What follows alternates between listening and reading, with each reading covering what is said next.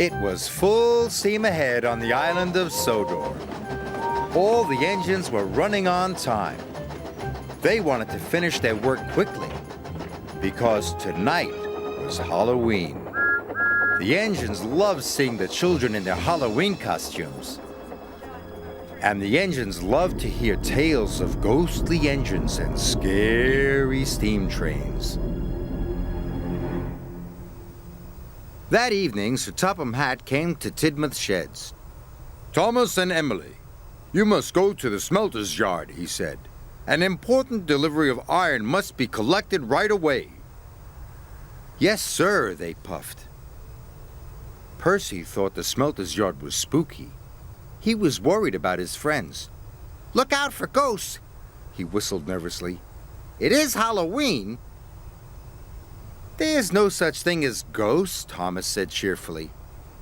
"It's just silly make-believe," added Emily. And they steamed off to the smelters yard. The sun was setting, and it was getting dark. "Imagine being scared of Halloween," puffed Thomas.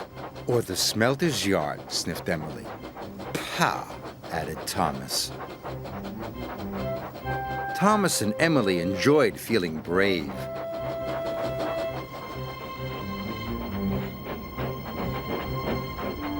But when they got to the smelters yard, it was very spooky. "Oh my," whispered Emily. "Oh dear," hissed Thomas.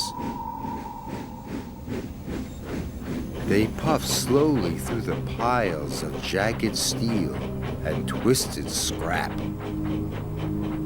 The air grew hotter and the smoke grew thicker. Arry and Bert were lurking nearby. The two diesels saw the chance to scare a couple of steamies. When Thomas and Emily rolled by, they moaned and groaned. It sounded spooky. "What was that?" snapped Emily. "You said there was no such thing as ghosts." "Silly make-believe, you said," gasped Thomas. Suddenly, a freight car began to shudder and shake. "Cinders and ashes!" cried Thomas. "Help!" wailed Emily. "It's a ghost! Let's get away from here!" They didn't know Arry and Bert had been bumping the flatbed's buffers. The two naughty diesels were having great fun. Thomas and Emily pulled up to the smelting shed.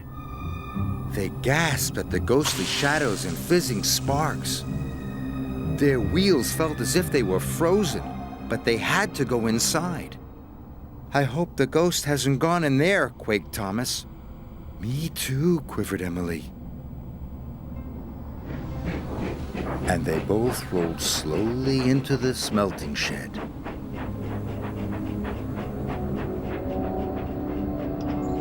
Inside, chains clanked and strange shadows danced across the walls. Must be brave, Thomas puffed. But it was spooky. Emily was turning around, ready to shun some freight cars.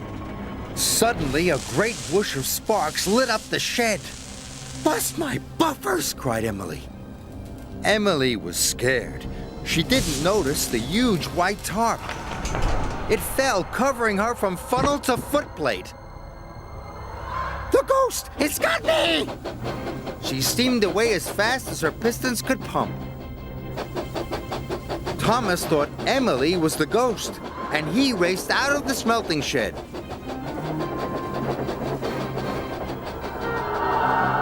"The ghost is after me!" cried Thomas. Arry and Bert thought Emily was the ghost too, and they raced away. Thomas was right behind them, and Emily was right behind Thomas.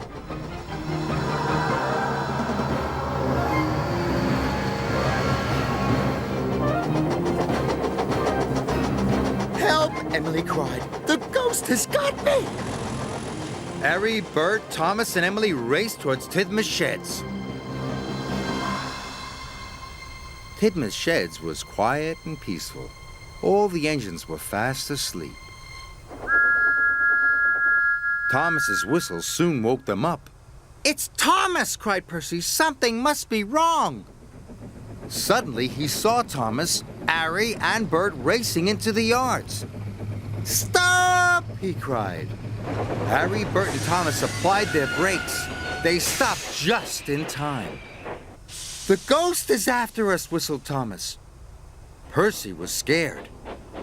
But just then, Emily raced under a signal and the tarp flew off.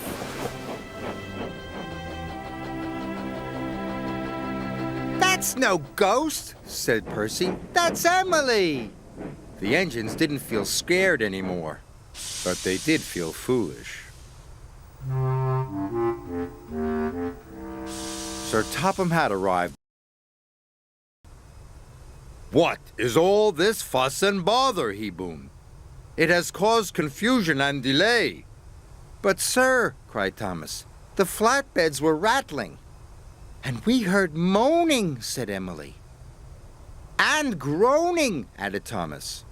Sir Topham Hatt looked at Arry and Bert.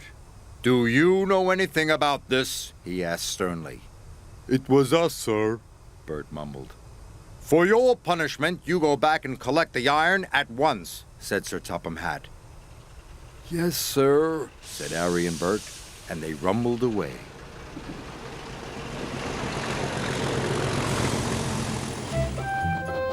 Whenever Thomas and Emily went back to the smelter's yard, they knew there was nothing to be scared of. After all, there is no such thing as ghosts. It was all silly make-believe.